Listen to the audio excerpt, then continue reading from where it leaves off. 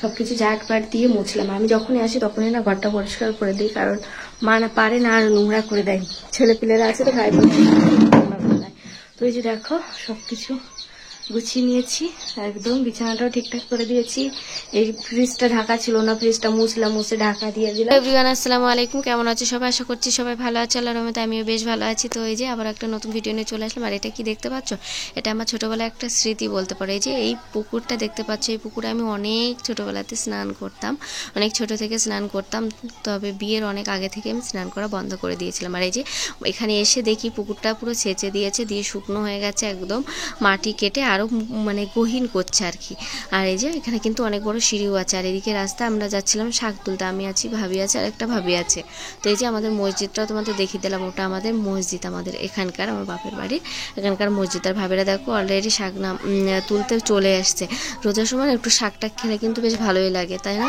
আমার কিন্তু এই শাকটা খেতে বেশ ভালো লাগে। এটা আমার মানে সিদ্ধ করে হাতে মেখে খেতে বেশ ভালো লাগে। তোমরা কে কী খাও আমাকে জানিও, তোমরা কি এই শাক খেতে ভালোবাসো মাখা করে? আমার কিন্তু বেশ ভালো লাগে, তাহলে কিন্তু কমেন্টে জানিও, ঠিক আছে? আর এই যে আমিও একটু শাক তুলে দিচ্ছিলাম।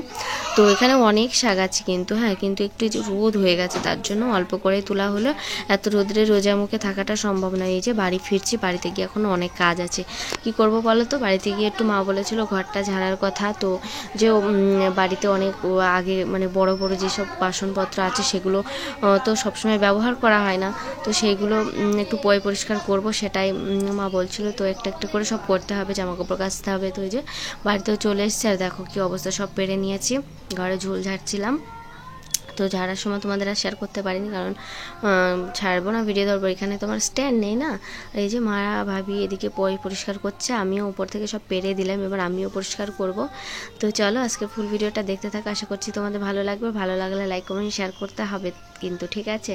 আর বেশি বেশি করে শেয়ার করবে, আর তোমাদের সুন্দর নামটা জানাবে, ঠিক আছে? আর কে কি শাক খেতে ভালোবাসো আমাকে কিন্তু অবশ্যই কমেন্টে জানিও, ঠিক আছে? আর তোমাদের কি ঈদের শপিং হয়ে গেছে, বা ঈদের সব কিছু ঝাড়পোছ হয়ে গেছে, ঘরের কাজ বাজ সব কমপ্লিট হয়ে গেছে, সেটা কিন্তু আমাকে জানাবে, ঠিক আছে? তো এদিকে দেখো আমরা পরিষ্কার করে নিচ্ছি। তো এবার আমি পরিষ্কার করে চলো পরে ফিরে আসছি। বন্ধুরা ফাইনালি এখন কাজ শেষ হলো, এখন আমি একটু উঠিয়ে বসলাম, এখনো বসতে পারিনি। তো তোমাদের সঙ্গে শেয়ার করছি। এই যে দেখো ঘরটা আমি এখন মুছলাম, সবকিছু ঝাঁটপাট দিয়ে মুছলাম। আমি যখনই আসি তখনই না ঘরটা পরিষ্কার করে দিই, কারণ মা না পারে না আর নোংরা করে দেয়।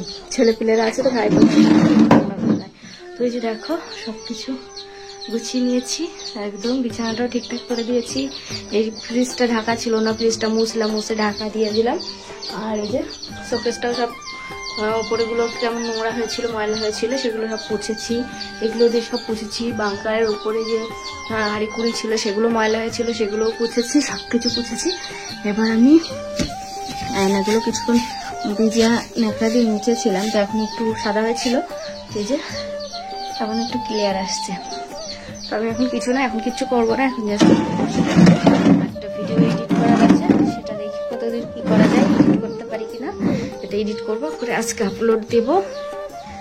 তো চলো পরে আবার কথা হচ্ছে, আমি আগে ভিডিওটা এডিট করে নিই, পরে তোমাদের সঙ্গে কথা বলবো, ঠিক আছে? ততক্ষণে ভিডিওটা দেখতে থাকো, আর আশা করছি তোমাদের ভিডিওটা আজকের ভিডিওটা খুব ভালো লাগবে। আর যদি ভালো লাগে জানিয়ে তো কি করতে হবে, একটা লাইক কমেন্ট অ্যান্ড বেশি বেশি করে শেয়ার করে দিতে হবে। আর তোমাদের সুন্দর নামটা কমেন্টে জানাতে হবে, কে কোথা থেকে ভিডিও দেখছে সেটা তো অবশ্যই জানাতে ভুলবে না। তো চলো দেখা হচ্ছে পরে, পরে দেখা হচ্ছে, আমি আগে ভিডিওটা এডিট করে নিই, পরে আবার কথা বলছি, ঠিক আছে? তো তুমি দেখতে থাকো।